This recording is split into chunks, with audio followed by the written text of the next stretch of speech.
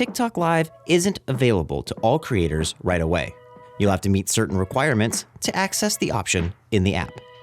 TikTok requires you to be at least 16 years old and have 1,000 or more followers to go live on the platform.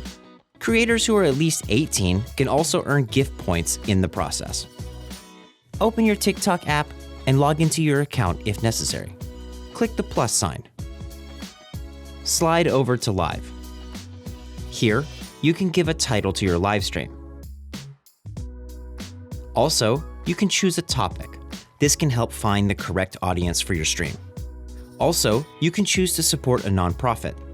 This will put a donation button up during your live stream that will give your audience a quick way to donate to a nonprofit you support.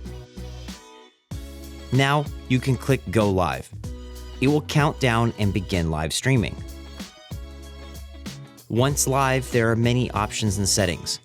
Click here to switch your camera from front-facing camera to the rear camera. Also click here to share your stream with friends. And click here to end your stream.